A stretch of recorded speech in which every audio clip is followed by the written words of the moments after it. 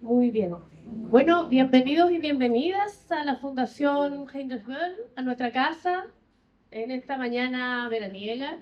Gracias por venir. Sabemos que es complejo, que los tiempos están difíciles para todos, así que les agradecemos la llegada. Bien, para comenzar esto, aquí hay un taladro al lado, así que vamos a convivir amablemente con esta música de fondo. Para comenzar, vamos a hablar, va a dar unas palabras nuestra directora Gita Kuhlman en nombre de la Fundación. Muchas gracias. Buenos días y bienvenidas, bienvenidos al primer encuentro del seminario Diálogos Transfronterizos. Es un placer para mí y para la Fundación Heinrich abrir este espacio pensando para mirar la transformación migratoria desde la experiencia chilena y su vínculo con procesos regionales, poniendo los derechos humanos en el centro.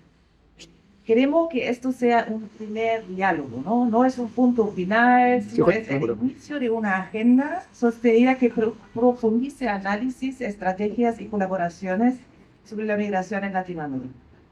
Chile ha vivido en las últimas décadas una rápida y profunda metamorfosis demográfica. Casi un 10% de su población hoy es extranjera, con una composición diversa que plantea desafíos territoriales, laborales y de integración. Los avances normativos recientes y la creación del Servicio Nacional de Migraciones reorientan el marco jurídico hacia estándares internacionales, pero su éxito dependerá de una implementación efectiva y articulada entre distintos niveles de gobierno, la academia y la sociedad civil.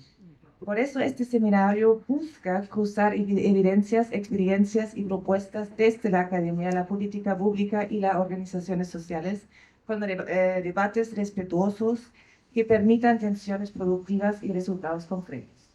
La realidad chilena no es un caso aislado. En América Latina y el Caribe, el número de migrantes aumentó un 23% entre 2020 y 2024, y las dinámicas sur-sur han reconfigurado nuestros mapas migratorios.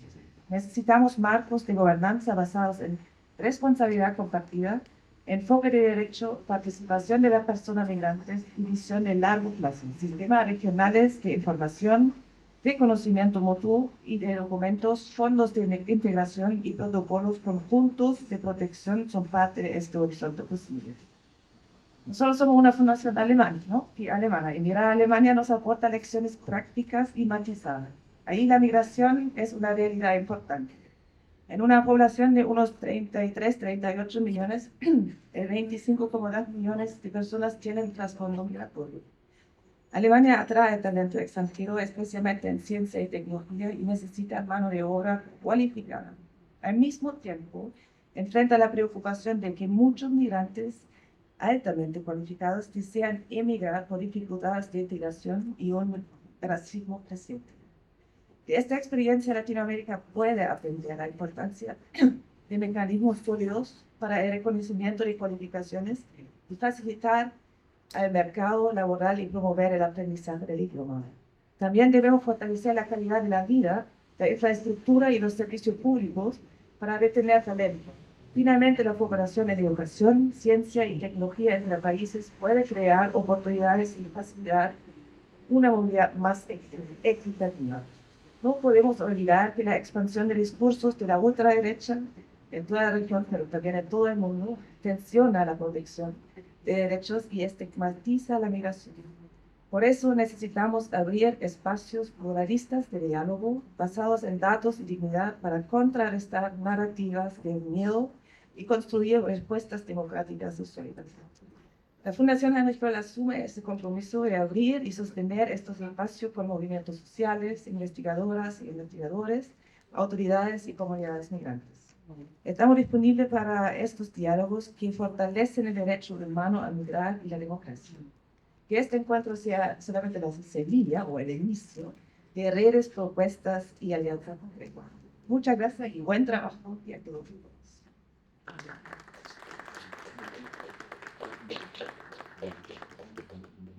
Bueno, muchas gracias, Gita. También quería invitar a pasar a nuestros panelistas de la mañana, a nuestro primer panel, que son la profesora Rita Lajes, abogada, lo voy a presentar al tiro, después voy a seguir yo. Abogada integrante de la Cátedra de Racismo y Migraciones Contemporáneas de la Universidad de Chile. Y el profesor Gonzalo Peralta, historiador, magíster en estudios latinoamericanos y divulgador histórico. Eso me gusta mucho. Pasen, por favor, aquí en nuestro living de la Fundación. También les agradezco mucho, también son personas muy destacadas en este tema. Y quería después invitar a Felipe Fierro, que nos ha acompañado en este proyecto. Nosotros este proyecto como fundación partimos con la Fundación Citadel, que es una organización de migrantes, en el cual, bueno, ahí Felipe después les va a explicar un poco más el tema de por qué tenemos tanto colorido, que también es la idea que sea toda una experiencia artística, visual, cultural, como son los diálogos en realidad. Voy a enmarcar esto primero en este evento. Dice, hoy nos reunimos con personas migrantes, autoridades, expertos y expertas para mirar la migración sin estigma, como un derecho humano y como una realidad necesaria para el futuro de Chile. Los datos hablan claro. Según el censo del 2024, hay 1.608.650 migrantes en el país, lo que es un 8,8% de la población, cifra que se duplicó entre el 2017 y el 2024. Otra estimación del Servicio Nacional de Migrantes ubica ahora a finales del 2023 a 1.918.583 personas extranjeras residentes. Esta presencia no es un problema a resolver cerrando fronteras, sino una oportunidad que exige políticas de integración reales y urgentes. En las últimas campañas presidenciales, la migración se convirtió en arma política, mayoritariamente criminalizada o reducida a mano de obra explotable. Este relato securitista y utilitarista que alterna entre miedo y explotación laboral borra la complejidad humana detrás de cada llegada y dificulta construir convivencia. Cuando se concibe a las personas migrantes solo como un riesgo o recurso temporal, se legitima la irregularización y se perpetúan jerarquías que golpean la dignidad y la cohesión social. La migración, además, es un aporte crucial a la economía y al tejido social. Rejuvenece la fuerza laboral, mejora la sostenibilidad fiscal, impulsa un consumo y contribuye al Producto Interno Bruto. Solo la migración venezolana había aumentado el Producto Interno Bruto en un 0,2% entre el 2017 y el 2023, más o menos la época en que llegó la mayoría de la diáspora venezolana. Los migrantes traen diversidad cultural, energía y capacidades que nuestras ciudades y territorios necesitan. La Fundación BOL, presente en más de 60 países, aporta su vasta experiencia frente a distintos fenómenos migratorios. No es un tema nuevo para la Fundación y queremos compartir conocimientos acumulados en todo el mundo para apoyar soluciones basadas en derechos, inclusión y justicia. Bueno, este encuentro busca avanzar en la discusión polarizada hacia propuestas prácticas, asegurar acceso a regularización justas, políticas de salud, educación y trabajo digna, mecanismos locales de participación y que la integración no es una concesión, es una inversión social. Defender la migración como derecho y trabajar en su integración es hoy día cuidar el futuro. Quería decir esto además porque como dijo Quite, es el primero de una serie de actividades que queremos impulsar con respecto a esta temática, no se acaba aquí mismo. Por lo tanto, lo digo esto porque muchas veces dicen, pero no están todos los migrantes. Bueno, ahora quizás no estén, pero la idea es que nos vayamos extendiendo también estas actividades. Así que muchas gracias. Quería también como dije antes, comunicar que Fundación Citadel fue muy importante en la organización de este evento, así que Felipe, te toca hablar aquí. Muchas gracias, la Fundación.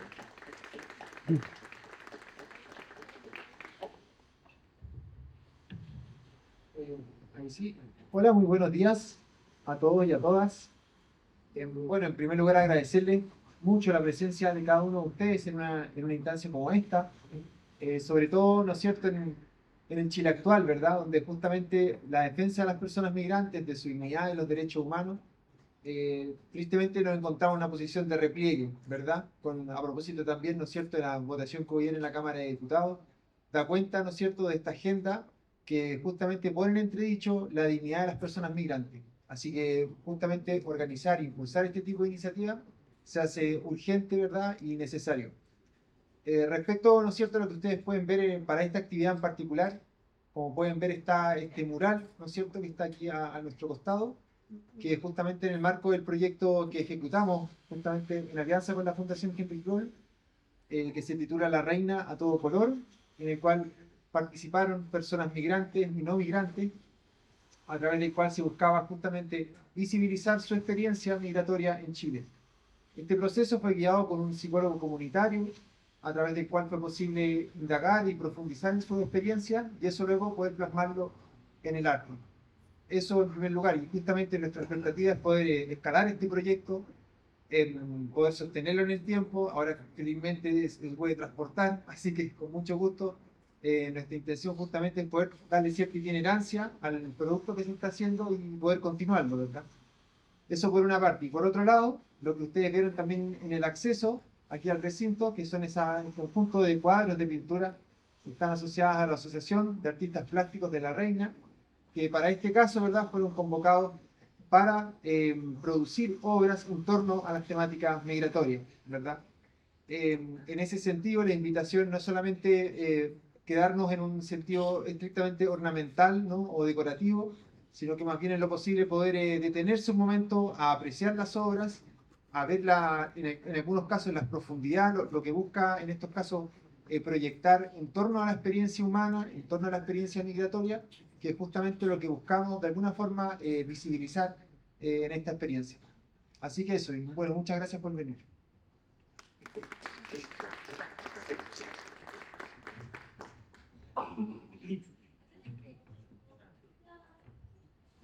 Bien. Comenzamos entonces nuestro panel. Le doy la palabra al profesor Gonzalo Peralta, que parte con su presentación. Muchas gracias por venir, profesor. Bueno, buenos días, muchas gracias por la invitación, me siento muy contento de estar acá, me parece que es un tema relevantísimo. Yo tengo vínculos con la Fundación Citadel a partir de Pamela Castro, que es una persona muy querida. Y por otro lado, tengo el recuerdo de mi adolescencia haber leído a Heinrich Böll y que me impactó profundamente Las confesiones de un payaso. Saber que vengo acá también es una doble alegría por ese lado. Bueno, esta invitación en relación a la migración a Chile y en particular la migración desde el área del Caribe, ¿no? La América Central, yo me puse a pensar desde una perspectiva histórica un poquito más amplia o más lejana, porque existe la idea de que a Chile no llegaba gente del Caribe, ¿no?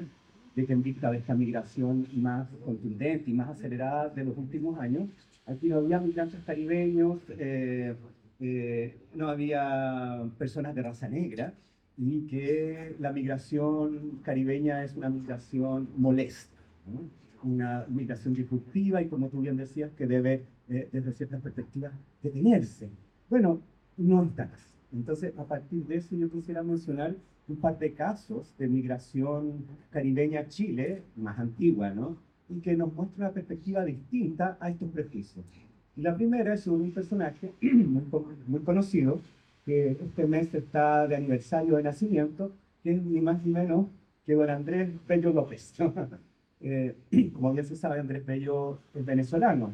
Como dice la gente de la Universidad de Chile, un chileno nacido en Venezuela. Yo creo que esa frase, en cierto modo, condensa esa integración.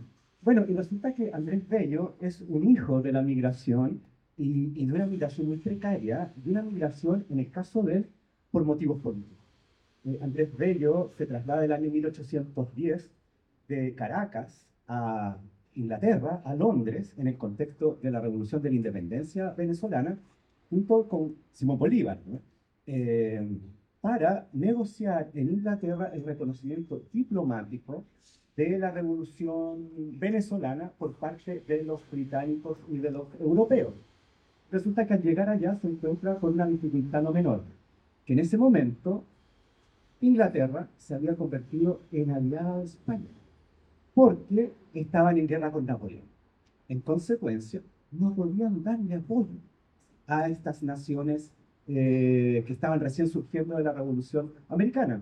Sin embargo, a los británicos les interesaba grandemente el comercio. ¿no? Con las naciones hispanoamericanas nacientes. Entonces empezaron a realizar una política diplomática bastante ambigua, donde se recibía a esta delegación venezolana, pero no se le hacía mucho caso y se le presionaba para que aceptara entregar vínculos comerciales a Inglaterra. Bueno, esta ambigüedad hizo que Andrés Bello quedara en una situación muy, digamos, también ambigua, frágil, ¿no? Y en ese contexto Simón Bolívar regresa a Venezuela y él queda solo en Inglaterra. Él va a permanecer en Inglaterra casi 20 años, desde 1810 a 1829, y va a sufrir los vaivenes políticos del mundo en aquella época. En ese sentido, nos muestra un poco cómo los migrantes sufren, ¿no? Circunstancias de índole político que los sobrepasan y en cierto modo los arrastran, que es una experiencia que muchos han vivido en estos últimos procesos. En este caso, no solo Inglaterra no reconoce a estos enviados, sino que a partir de 1814 viene la Reconquista Española y se queda sin país. Entonces, el abandono de Andrés Bello en Inglaterra es absoluto. No recibe dinero, ya no tiene un país que lo respalde, en un territorio hostil y debe sobrevivir como un intelectual, como el gran humanista que es, en un estilo que tal vez muchos que nos dedicamos a la academia conocemos, básicamente tituliano, ¿no? Y él va a estar en esas condiciones por 19 años. Él se va a casar 2 veces. Él va a tener, entre su estancia en Inglaterra y luego su traslado a Chile, 12 hijos, de los cuales van a sobrevivir solo 8. Estando en Inglaterra, va a conocer al exilio hispanoamericano en estas circunstancias históricas. Va a conocer a Belgrano y Rivadavia de Argentina, va a conocer a Francisco de Miranda, mentor de los próceres de la independencia, y va a conocer a nuestro Francisco Antonio Pinto, enviado también por el gobierno chileno a negociar a su vez con Inglaterra. Y ahí van a sufrir las pelleterías correspondientes.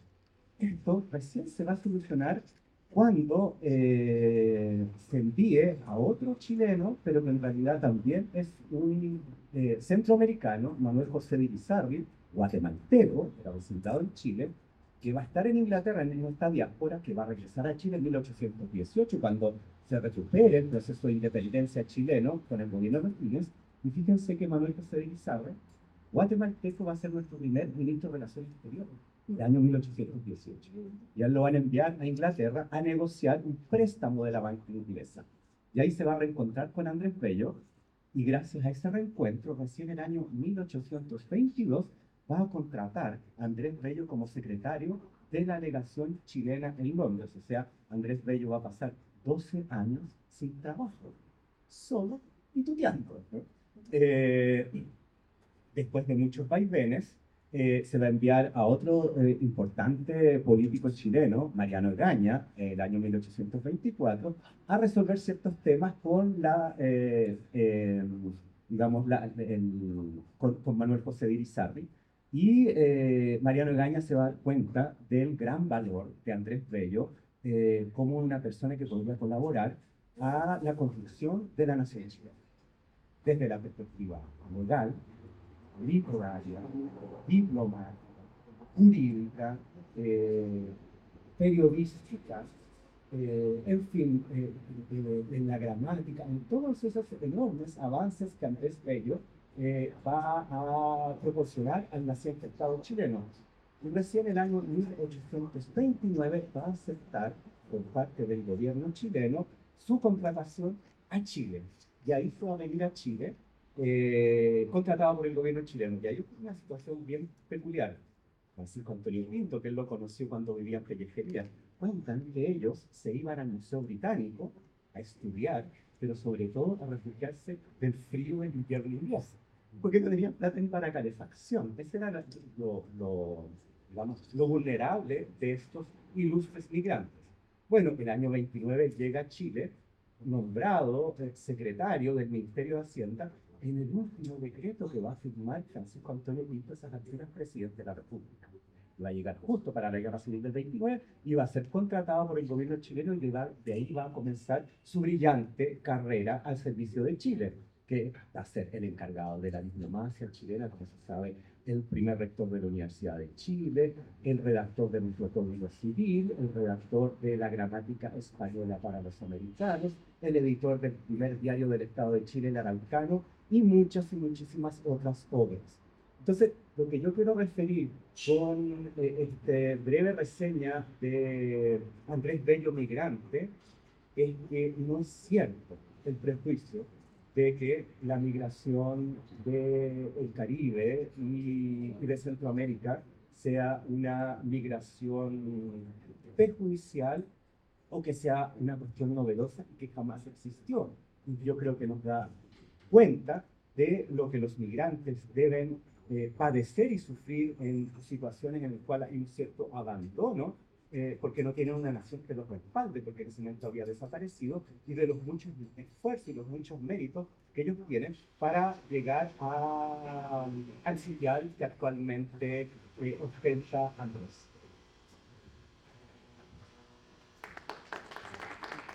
Muchas gracias, profesor. Más o menos para comenzar con la idea que decíamos acá de mirar la migración con ojos históricos. Damos el pase ahora a la profesora Rita Lajés.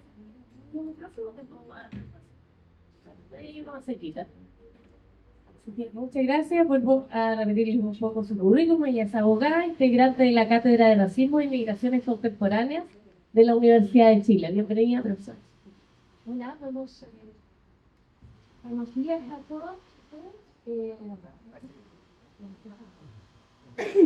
¿Me escuchan?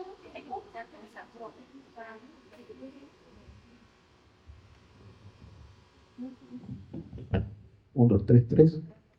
Muy bajito, tengo este problema, incluso en clases, no tengo un aparato vocal muy fuerte. En primer lugar, muchísimas gracias por la invitación. Es un gusto estar acá esta mañana.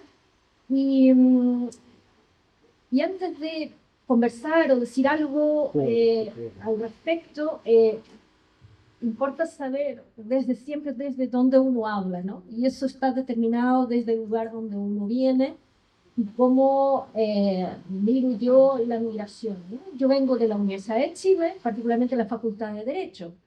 Eso significa que mi mirada al fenómeno migratorio es desde un jurista, ¿no? De un abogado. Yo miro la migración desde las normas, desde lo normativo.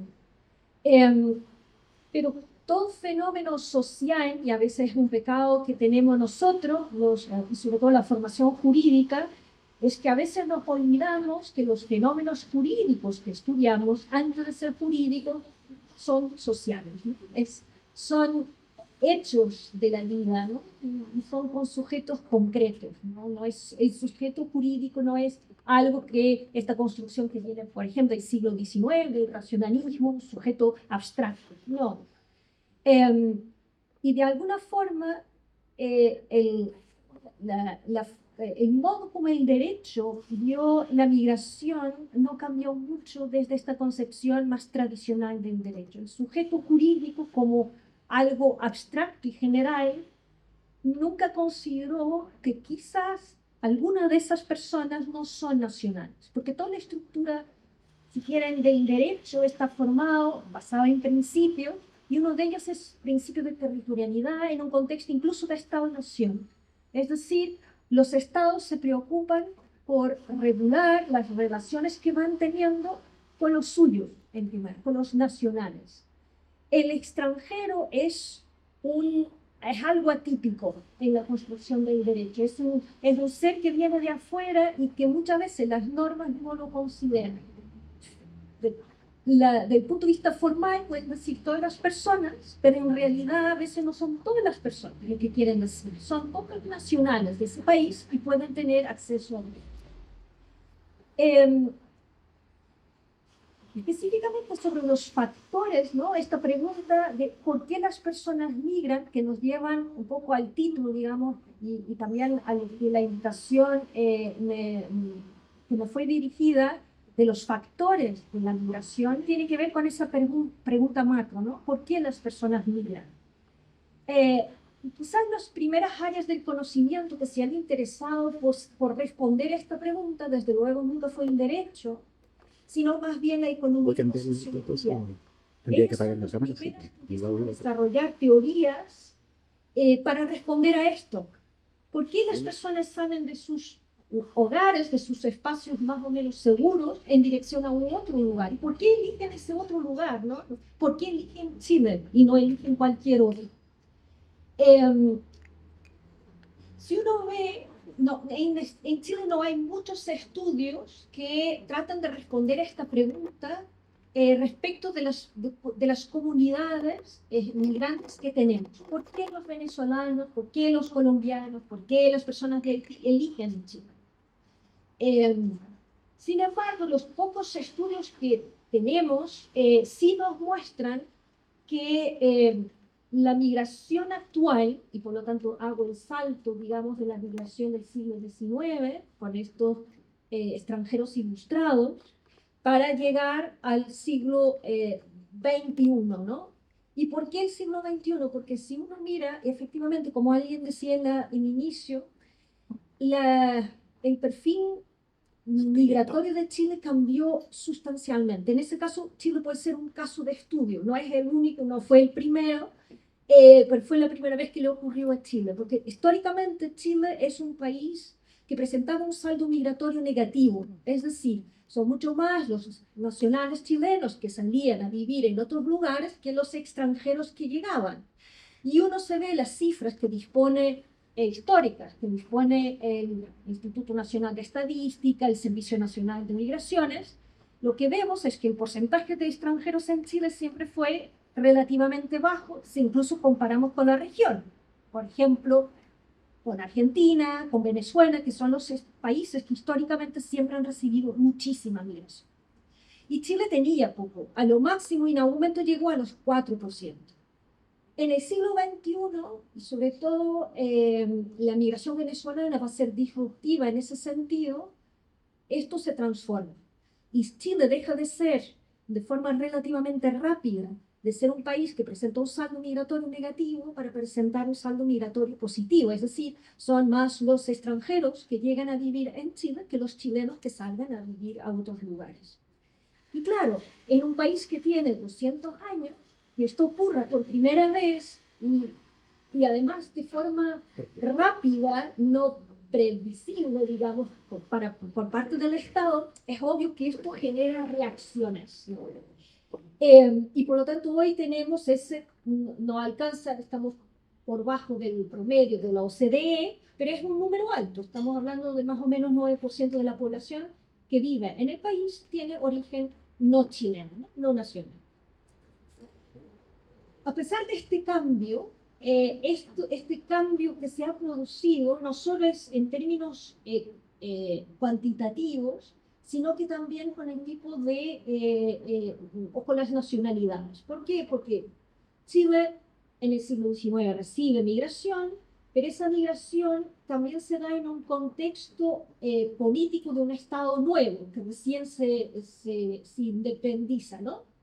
Y esa migración, y si quieren mejor, el derecho trata de responder, el derecho como instrumento del Estado, trata de responder a esa migración. En el siglo XIX vamos a tener las primeras leyes migratorias, Chile tiene desde casi su inicio leyes migratorias, y esas leyes migratorias tienen una dimensión política muy importante, porque la migración era vista entonces como una forma, una herramienta para consolidar, por ejemplo, las fronteras nacionales. Era necesario, Chile, como muchos países del continente americano, tenía una relación desproporcional entre territorio y población, es decir, tenía un vasto territorio, pero no tenían población suficiente para habitar todo ese territorio, población autóctona, digamos. Entonces, se van a usar la migración para compensar esa desproporción, ¿no? de tierra-población. Y se va a hacer toda una campaña de política migratoria dirigida. Se va a promover la llegada de población migrante. Pero es obvio que no es Ya desde entonces no se quiere cualquier migración, no se quiere la migración suramericana, intrarregional. La migración que se pretende es migración europea. Y de hecho, obras de la época lo dicen, ¿no?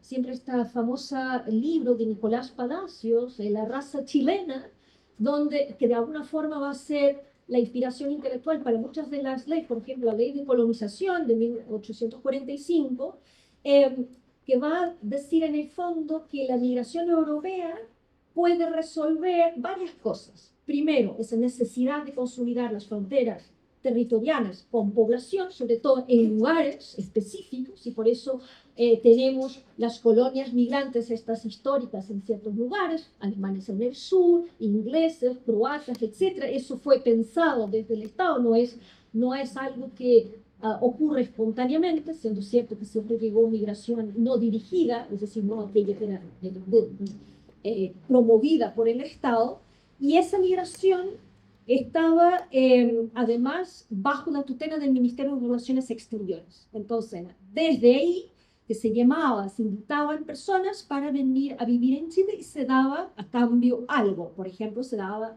con la ley de colonización 1 hectárea de tierra, ¿no? Para que las personas pudieran producir, trabajar y vivir ahí. Y eso hace con que Chile se acostumbre a una migración no fronteriza y sobre todo esta visión de la migración europea. Durante todo el periodo de la dictadura los niveles de migración son muy bajos, inferiores a 1%, pues, digamos, nadie va a migrar, pienso yo, a un estado dictatorial, por eso probablemente se queda en el lugar donde está, y es muy baja, pero con la transición a la democracia, si quieren, a partir de los años 90, Chile empieza ya a recibir migración. Y esa migración ya no es la migración, sobre todo europea, que sigue existiendo, pero es migración fronteriza. Perú es cuando empieza la migración peruana, boliviana, por ejemplo. Y toda la década de los años 90 es sobre todo migración fronteriza, por los 3 países. Y es una migración que siempre se vio mucho como migración económica, pero en realidad también era una migración con esta política, ¿no? Por las contingencias o el contexto político también de los países vecinos. ¿Por qué? ¿Dónde empieza, digamos, este salto, este cambio de perfil de Chile como país migratorio, y sobre todo de recepción, es básicamente ya en el siglo XXI? Cuando a esta migración andina, si quieren, ¿no? Vecinal, empiezan a llegar la migración más del norte de la subregión. Colombia, algo de República Dominicana, Haití y finalmente la última, Venezuela. Los estudios nos muestran, y esta migración, sobre todo hay estudios sobre la migración colombiana y la migración venezolana, nos dicen que es una migración mixta, es una migración que tiene mezcla de razones económicas y políticas, que las teorías económicas y sociológicas tratan de explicar. Y en el fondo es, para que una persona migre, y esto dice, por ejemplo, un autor holandés, para que se inicie procesos migratorios hay 2 condiciones básicas que tienen que ocurrir. Una es no es la carencia de recursos económicos, es decir, la migración en general no es de personas que nada tienen, no es una migración de pobreza. ¿Por qué? Porque la migración implica un coste económico. No sale gratis a la persona que va a migrar. Y por lo tanto tiene que tener ciertos recursos o capacidad de pedir préstamo, que alguien le preste y de que pueda pagar eso para subvencionar, digamos, la migración, el viaje. Entonces tiene que haber condiciones económicas mínimas previas. Por eso las personas sin recursos de un país no suelen migrar, ¿no? A menos, y esto cuando estamos hablando de migración no forzada, ¿no? Es decir, no hay un conflicto militar o algo parecido. Pero no basta eso, no basta que la persona tenga ciertos recursos, cierta capacidad para financiar su proyecto migratorio, sino que además necesita otra condición. Y este autor habla de lo que llama él expectativas, es decir, la migración es parte de un proyecto de vida, pero como el migrante sigue siendo un ser económico, es decir, que aplica racionalidad económica a su decisión, esa persona tiene que tener, por lo menos más que la esperanza, tiene una cierta certeza de que se va a llegar a ese país y va a encontrar capacidad para trabajar, insertarse en el mercado laboral, va a tener ingresos y con eso va a poder vivir e incluso enviar dinero, que eso es uno de los aspectos muy importantes, es la relación de la persona migrante con su país de origen a través de la remesa de divisas, que tenga capacidad para insertarse en el mercado laboral, pero para eso tiene que tener expectativas de querer mejorar. Y uno ve eso en la migración colombiana y venezolana, cuando a través de estos estudios que hacen muchas entrevistas, muchos de ellos no es que estaban en paro, y esto es particularmente evidente en la migración colombiana, no es que eran personas que no tenían empleo, ¿no? Que estaban en situaciones económicas desesperadas, muchos tenían negocio. Lo que pasa es que, y muchos eran migración calificada, lo que pasa es que decían, yo se sigo en Colombia, yo llego a un top en mi progresión profesional, pero de aquí ya no voy a pasar, ya no voy a ganar más dinero, no voy a ascender digamos, en la empresa o en el lugar donde trabajo. Entonces eso lleva a que mucha gente, muchos profesionales tomen la decisión de salir de ahí, ¿no? ¿Y por qué Chile? Y ahí también nos ayuda mucho estas teorías económicas y sociológicas, que es, se da un conjunto de factores que hacen Chile atractivo. Es obvio, factores de macroeconomía, la estabilidad económica que tiene el país en comparación con todos los países de la región, pero además esa sensación o percepción para las personas migrantes de que van a llegar y que van realmente poder insertarse laboralmente y van a poder tener su carrera, ¿no? En fin, con todas las dificultades que puedes tener, por ejemplo, en el caso de la migración calificada, como puede ser la revalidación de títulos, ¿no? Entonces, pero hay esa capacidad de crecer. Además, un tema también económico puede ser la diferencia de las divisas, del valor de las divisas, ¿no? Del valor del peso chileno con las monedas venezolanas, de Bolívar, etcétera, y que en ese cambio de moneda hay un lucro, ¿no? Se gana algo y eso, aunque una persona venezolana puede decir, aunque yo no gane particularmente bien en Chile, pero gano lo suficiente para poder vivir en Chile y puedo enviar poco dinero desde la perspectiva económica chilena, pero ese dinero transformado en Bolívar es muchísimo y da para, no sé, hacer gastos a la familia que la dejó allá. Entonces, y eso hace que estos flujos mixtos sean complejos y la respuesta jurídica no siempre es clara, porque las normas jurídicas, con esto termino, tienden a segmentar la migración y dar una respuesta a lo que es la migración económica o tradicional o voluntaria, como quieran llamar, y hay un camino, una respuesta jurídica, y después hay la migración forzada, ¿no? Refugio y otras figuras asimilables. Pero lo que vemos mucho, en realidad, es que a veces hay personas no son refugiadas, pero tampoco son simples migrantes económicos, porque la instabilidad de su país, ciertas dificultades hacen con que a veces no ese proyecto, y eso ocurre más en la migración incluso venezolana, eh, es, es más difícil, digamos, distinguir si es una cosa u otra, o la categoría. Y las normas y el rigor jurídico no deja ver que a veces la realidad es gris realmente y de dar respuestas, digamos, satisfactorias para poder solicitar un determinado tipo de visa o, en fin, puede haber la respuesta del rechazo a esa solicitud. Gracias. Muchas gracias, profesora. Queríamos dar, bueno, estamos un poquito pasados del tiempo, estamos juntitos ahora, pero vamos a dar después paso al próximo panel.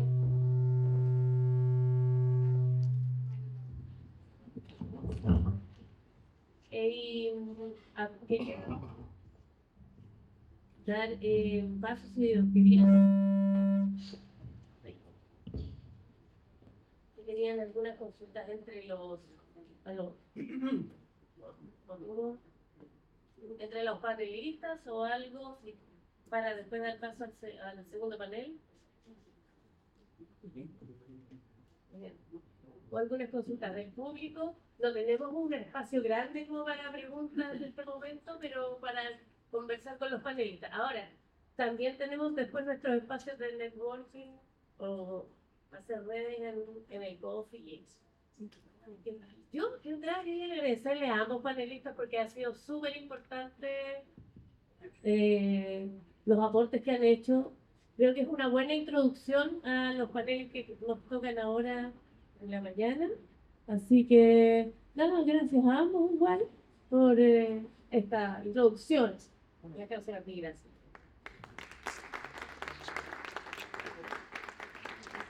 Muy bien, gracias.